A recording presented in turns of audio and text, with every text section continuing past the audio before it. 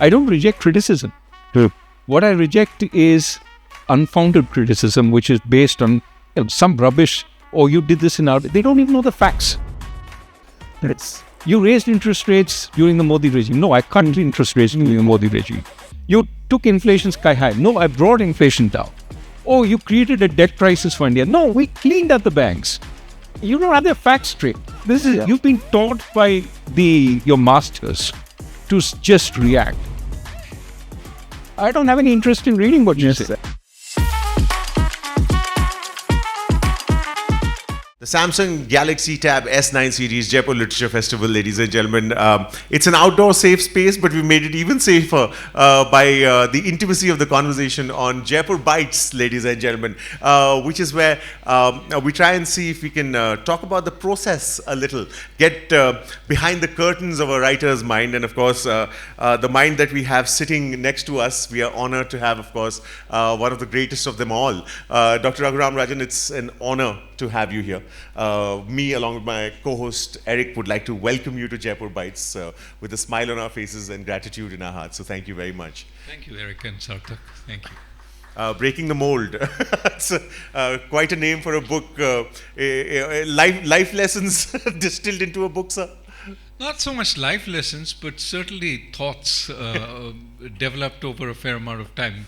The pandemic started a lot of books. This book was started during the pandemic. Yes, of course. And the pandemic, of course, exercised a lot. I mean, it demanded a lot of the imagination of those who know what it might do. So was it particularly scary? Was it a little scarier for you than it was for the others? Because you might have known a little more about the economic impact it would have had?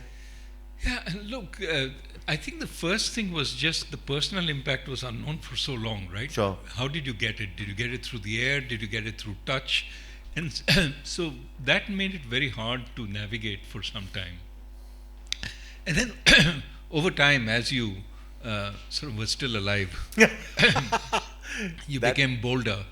I think the economic impact, I think, is I mean, yes, you worried if we don't find a vaccine soon, how do we get back to work? Yeah. And so, those were big concerns.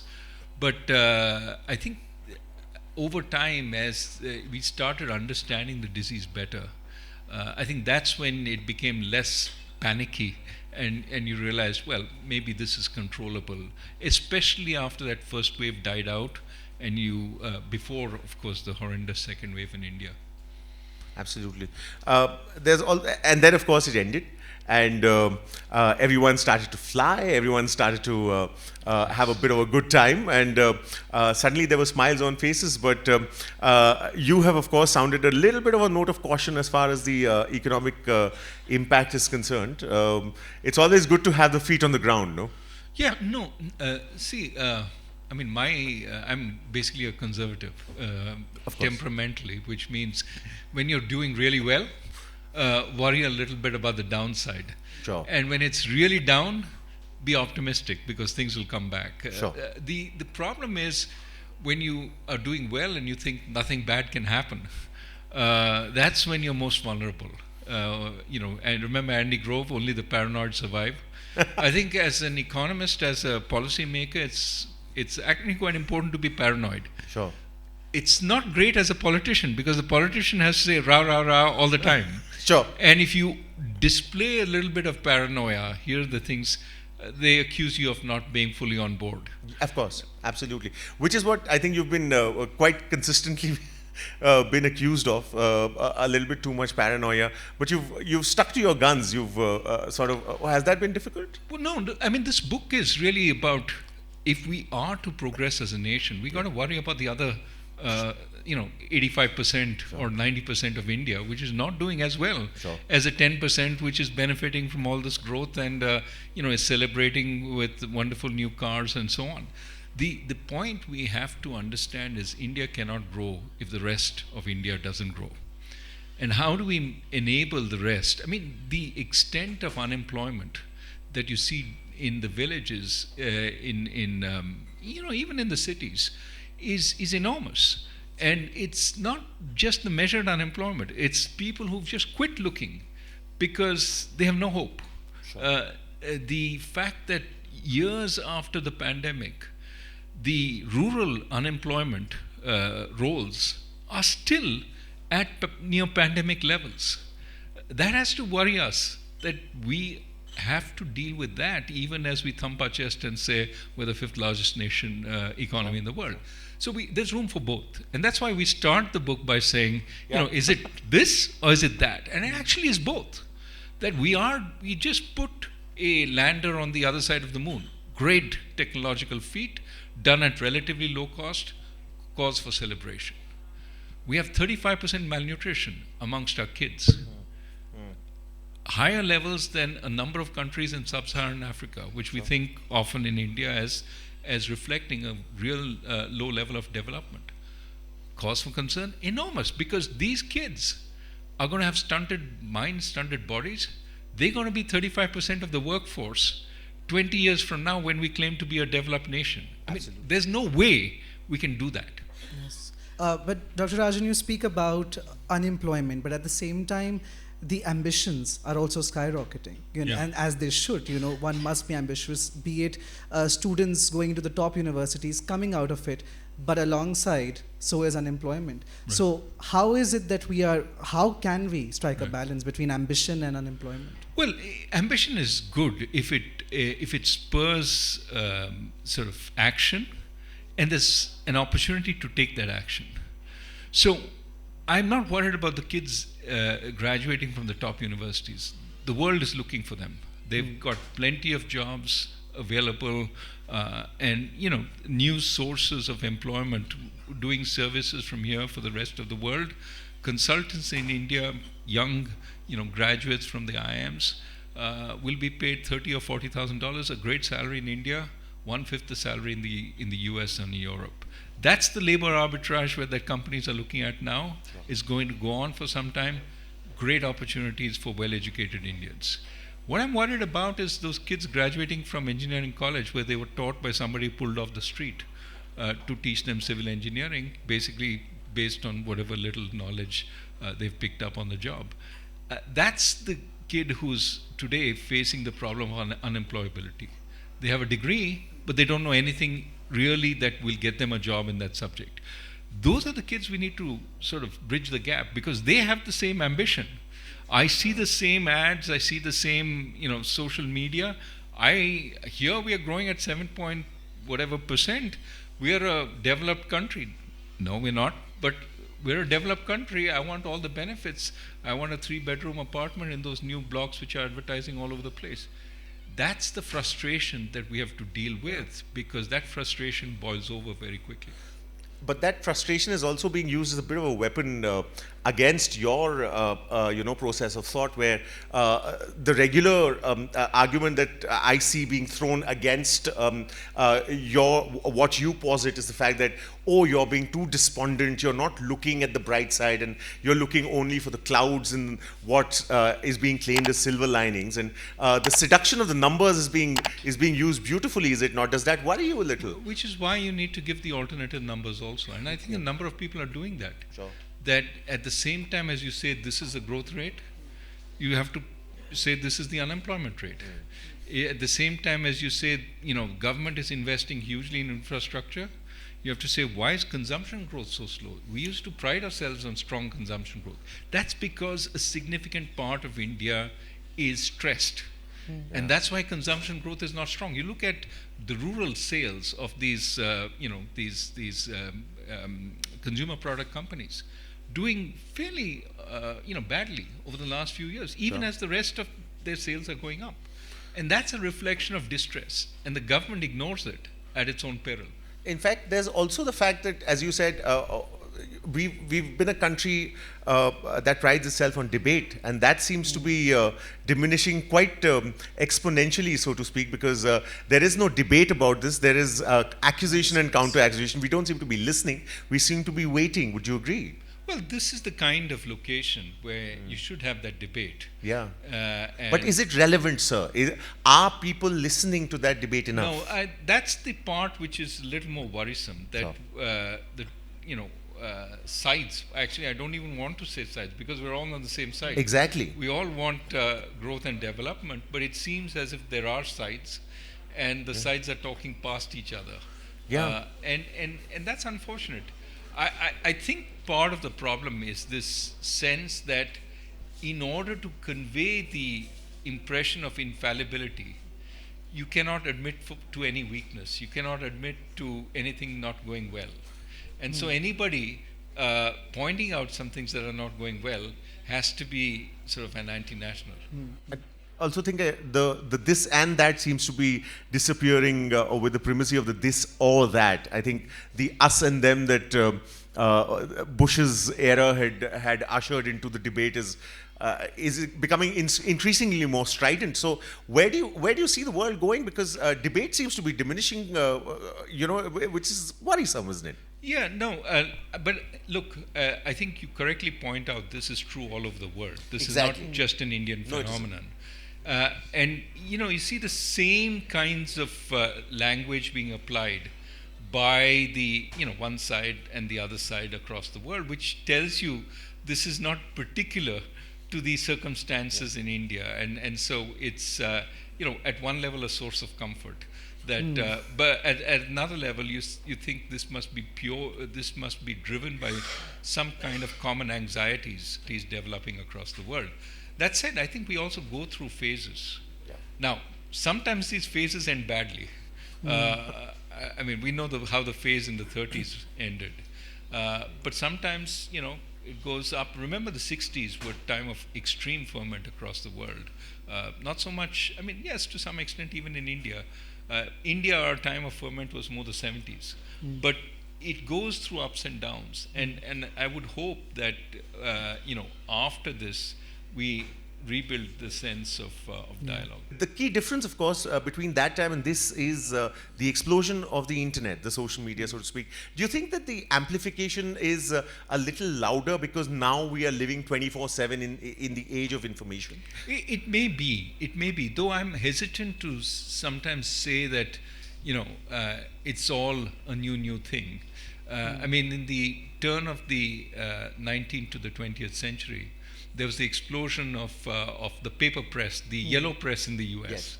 Yes. With a lot, I mean, there was the same kinds of accusations. These guys, no control, they just spew venom, etc., etc. And over time, people learned to distinguish. Okay, this is just a low-quality paper. This is the New York Times, and they do a little more background research on what they publish, and so there's a differentiation. And my sense is over time, that's also something that's happening in the internet. Here is something which just publishes anything. Here is some carefully more researched stuff. And the systems will evolve. Now, of course, there's a lot of dynamic here, and it's not necessarily true that it all evolves to a good place. We'll have to wait and watch. But I think new organizations will emerge. We have to facilitate the emergence of those organizations, and there will also be a power struggle between the government, the private sector, the larger public, on whose interests are going to be sort of met by these new media. Dr. Rajan, when you talk about social media, I think, of course, the meta-verified accounts may have replaced the Times, and the trolls may have replaced the low-quality newspapers, but I guess it's still not that black and white. Because on the internet, it puts you in a bubble wherein you believe that something that is perhaps even aesthetically pleasing when you're scrolling through Instagram can be believable, and you digest that information. The way in which we are consuming information and believing it is concerning.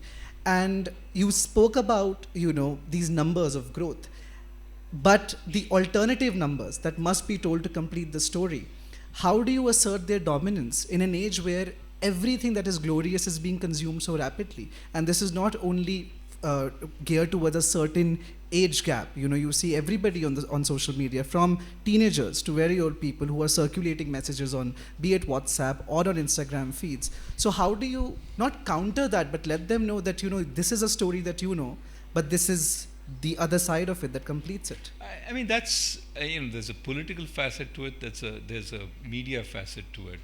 The political facet is we need a reasonable opposition all the time of whatever dispensation, but a reasonable opposition is important to present the alternative view. And the second is they have to have outlets. You cannot have the media dominated by one view simply because they have the money power. So we have to combat incumbency. The power of the incumbent in this country is enormous, whatever the incumbent be. And it's important that we spread, you constrain checks and balances on government. You cannot have the power of advertising to control all the press by threatening to withdraw advertising if they say something critical of you. So what does that mean? That means advertising revenues from the government should be much more carefully sort of monitored and spread. That's one of the things we talk about in the book. Yes, of course. And so why not government advertising based on your circulation? After all, the government wants to reach everyone, so why shouldn't it be based on newspaper circulation? Maybe some dispensation for who you reach so that there's a wide variety. Sure. But why should it be on the whim of the guy sitting in the Ministry of Information and Broadcasting who's told by the minister who to favor? Yeah, yeah. Also, I think with the democratization of information, we're forgetting that information and knowledge are two different things. I think information as a thread that is then woven into the fabric of knowledge is being because the laziness that ensues because you don't necessarily have to work hard for the information that you get. Your book seems to be something that certainly weaves that information together into the fabric of knowledge, which is wonderful. So I'd really like to know the process, how that collaborative process of breaking the mold happened between you and Rohit. So it started, Rohit came to me as a PhD student from Princeton when I was in the finance ministry and said, I want to work with you. I talked to his advisors whom I knew and I said, is this guy crazy?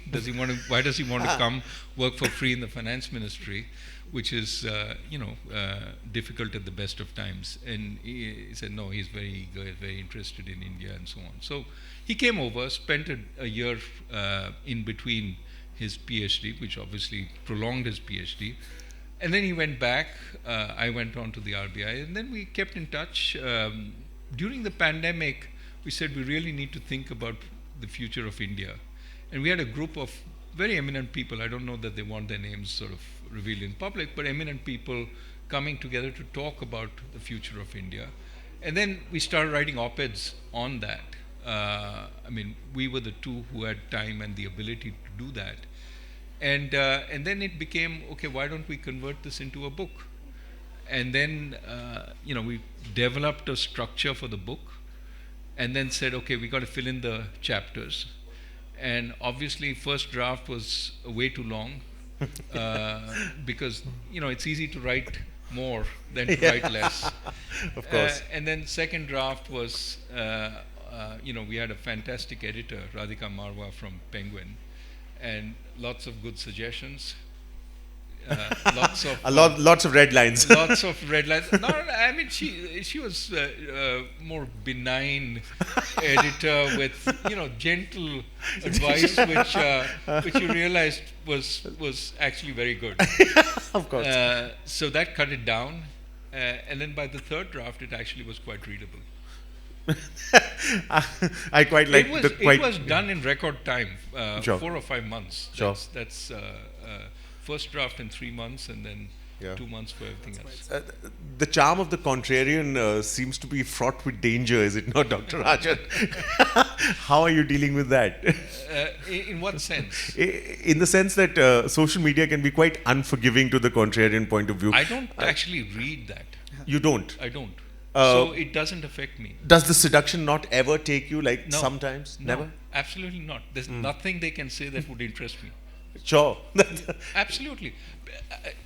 Look, there are sensible comments. Sure, exactly. But they're buried in a sea of trolling. I have no interest in what those guys say. They don't even read what I say. Yes. They just react. And they're paid to react. Why would I be interested in what they have to say? But I'd love to know what you think about the fact that there are those sane comments and they're being buried by probably what is a concerted effort to bury them. I think there are other avenues by which I can get those. Sure. And so I talk to people. They come up, they say, okay, what do you think about this? What do you think about that? I don't reject criticism. What I reject is unfounded criticism, which is based on some rubbish or you did this in RBI. They don't even know the facts. Yes. You raised interest rates during the Modi regime. No, I cut interest rates during the Modi regime. You took inflation sky high. No, I brought inflation down. Oh, you created a debt crisis for India. No, we cleaned up the banks. You don't have the facts straight. This is You've been taught by your masters to just react. I don't have any interest in reading what you say. Extending to our conversation of course, everybody consuming anything, not reading, digesting, but just reacting. But I do want to go back to something that you said right in the beginning of the conversation when we were speaking about not the top universities, but looking at the rural parts, looking at how all of our ambitions, we are all ambitious. And also you said that we are all on the same side. Of course, we want a thriving economy, but we do not all come from the same side. You see, when we talk about education, there will be a difference in the kind of skills being imparted in top universities and top schools. And of course, you said that, you have to make sure that from the grassroots level, the kind of education that is being offered is top notch. But how does one do that? How does one battle not only access in these places, but also the very complicated question of caste and class hierarchy? I think it's very important to decentralize governance because governance at the center of the state capital level doesn't respond to the needs of the ground. Decentralize governance but empower the bottom also. What you have then is you have officials empowered to take action there, and you have people who are consuming these services provided by those officials able to voice their opinion to the local officials and say, you're not doing enough, you're not doing the right thing. That, I think, creates a wonderful dynamic. So, in other words, that implies a change in governance for India. What are the states that are doing really well on health and education? Typically, the southern states that have decentralized more. Kerala, for example. What we need to do is learn from those examples. We have a recent example in the north, Delhi, which is really a big district which has decentralized, and it has focused on improving schools, improving healthcare. That's a good thing. So I would say that empowering people with more information, with the ability to voice their opinions to the local officials, but empowering the local officials to respond. That is a way that you can get the system to respond even to the marginalized. Right. Now, the marginalized often, if the services provided by government don't really have a say, because this is a free service. What do you mean? You're complaining about a free service? How can you complain? And because of their lower status, they feel sort of at a disadvantage. One of the important things we should strive for going forward is bringing the middle class into availing of these services, which means the quality of the services has to be improved significantly. Because today the middle class has seceded. Sure. It goes back only when it can't afford the private services. And instead, only the poor sort of avail of government schools, government clinics, etc. Look at the lines in the All India Institute of Medical Science. Poor people waiting in enormous numbers for free medical service. What we need to do is improve the quality of that service, expand the quantity, but also draw the middle class into it. So that, middle class, Larry Summers often says, services only for the poor are poor services, because there is no pushback if the quality suffers. Bringing the middle class also helps enhance quality. But it does, sometimes does seem like a very gigantic task because the entrenched nature of how it's being done. Is that true? We've made big changes in the past. I think the attempt by the Vajpayee government in the early 2000s to get every child into school has been successful. Sure. Sarva Shiksha Abhiyan was a success story in getting kids into school. Now we got to keep them there and teach them. Getting them into school is just the first part. And we keep them there through, midday meals and all that. That also helps in nutrition. But we need to do more. And we need to teach them better. And I think that is also possible. But I would, let me put it this way. There is no way we will become a developed country unless we fix this problem. You can build all the highways you want, you can build all the statues you want. We still will not be developed until we fix the problem of lagging human capital.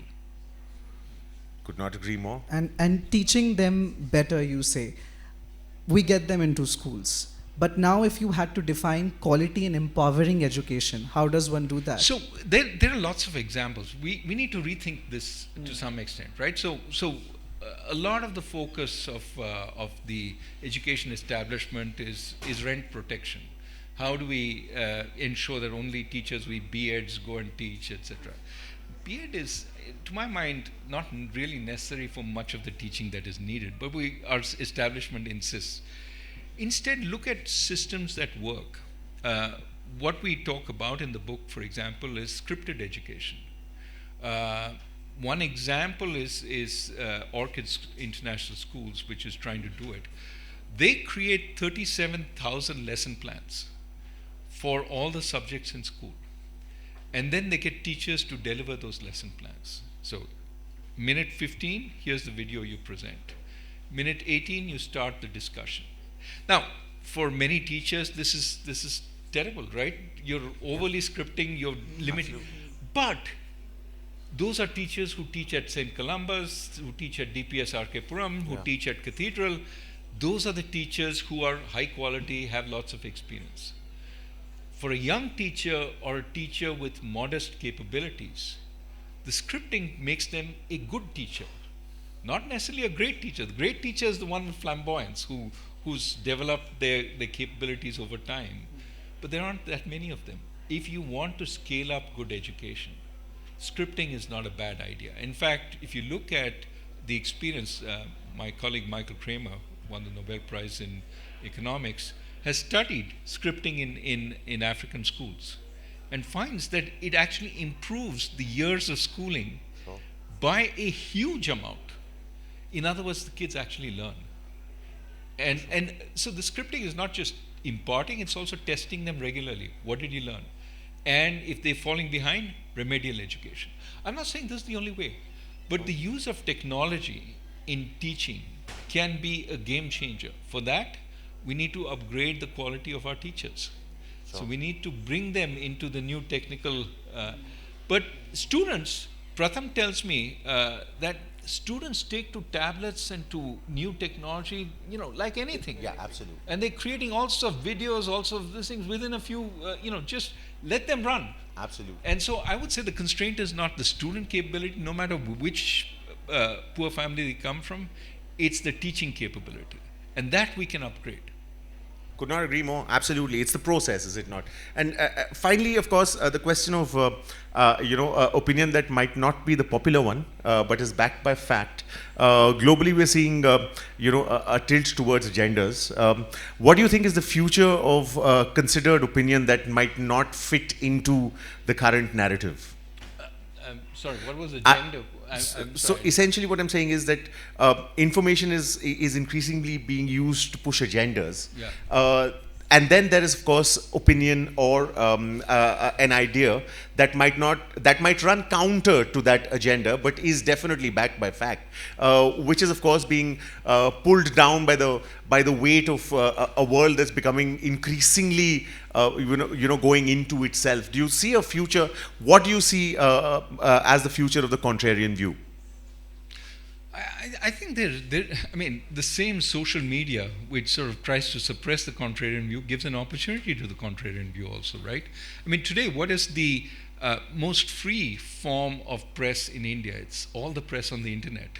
It's places like The Wire, places like which allow for other opinions to express themselves. So, I don't think contrarian opinion has been killed. I think it has been excluded from certain fora, but it re-emerges in other fora, and then people will shift their eyeballs to the forum that they trust rather than the voice of the establishment. So that will happen over time. I've seen some of these podcasts, millions of views, right? Somebody is consuming them now. You may not agree with all of them, but they certainly are done in as professional a way as possible, and there are alternative viewpoints. So I think this is really a true market for ideas, and so long as we don't get the sort of strangling hand of the government around it, which then curbs, censorship on the media, on the internet media, I think there is a chance that we have the contrarian opinion also. Mm-hmm.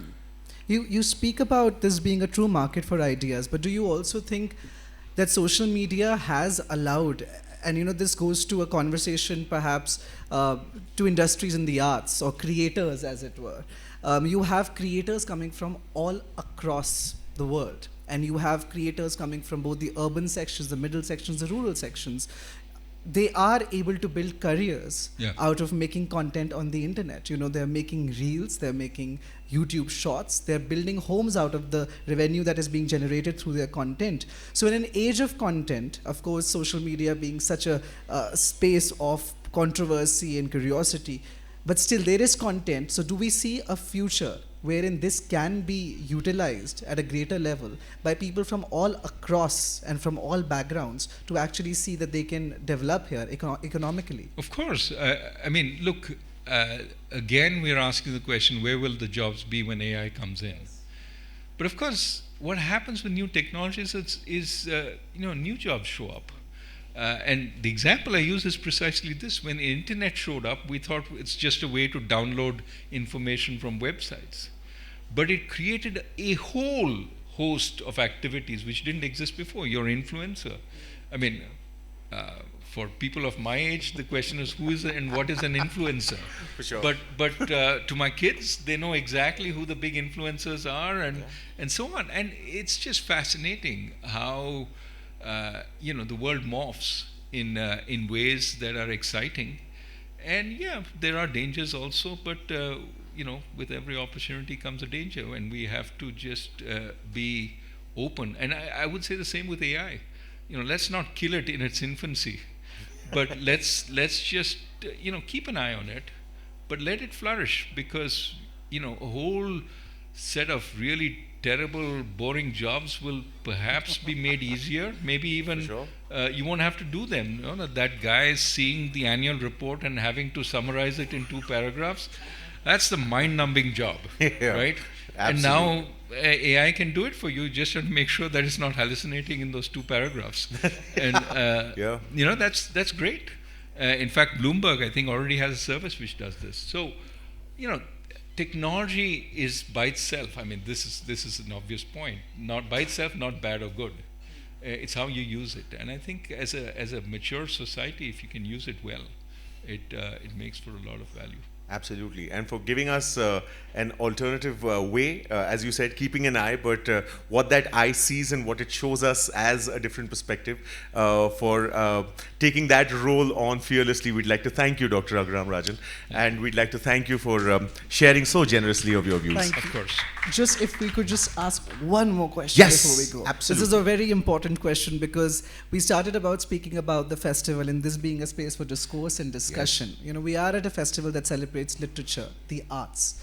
We are surrounded by curators, artists, writers, people constantly investing in the arts. But you have a sea of people who are coming from the West over here. There are students sitting in the audiences. They're listening to curators speak. They're listening to people who are in the arts speak from the West. And they're able to see that in many parts of the world, these careers are things that can sustain you, that you can actually professionally do all the time. Unlike in many other places where you have to do it as a hobby or you have to be doing something on the side. India has one of the richest arts and cultural heritage. Most of the curatorial jobs across the West are also because a lot of South Asian objects are kept at these museums. So, to summarize actually, what's the future of the arts? Is there a future of the arts? And how much are we investing in it? Because the kind of ambition that we are perhaps even selling to students is of a typical kind, a particular type of ambition. So where are we in that? In India, you mean? In India, yes. No, I think it's limitless. I would say that, I'm working with a new university in the south, Kriya University, which is a liberal arts university. And what we do want kids there to recognize is that it's more than engineering and medicine.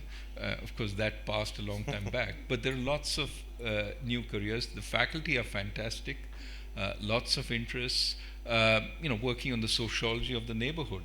The Kriya is in Sri City, which is border Andhra Pradesh, Tamil Nadu, and lots of work with the villagers, understanding arts and crafts. We've got a whole bunch of faculty who are from the actual creative arts. Who are teaching this, but we also recognize that one of the biggest deficiencies in our kids is knowing how to communicate, how to read, how to speak, how to write. And so there's a whole class in the first year. How do you actually write in a coherent way? This is important, because if you can't communicate, you may have the most fantastic ideas, but nobody knows them because you can't actually get them across. This is a long-winded way of saying we are seeing a lot more liberal arts universities emerge. We have lots more careers in liberal arts. Everybody, a lot of people in this festival. And there's a rediscovery of India's heritage. Certainly, I think, sort of supported by government initiatives. So I think this is all for the good. Now, I think what we need to do is ensure there's space for everybody, and all communities, religions, etc. in this, and that we don't prioritize one over the other. That's important, and that's what ideas do. Give you a sense of not prioritizing things. And if you'd like to check out what ideas feel like on paper, Breaking the Mold is the book that Dr. Raghuram Rajan has written. And of course, there's food for thought there to chew on. It's lovely. It's a lovely recipe to cook up. So if it did do something as far as thinking is concerned, please do leave us a message. Jaipur Bytes, ladies and gentlemen, with the absolutely incredible Dr. Raghuram Rajan. Thank you for watching.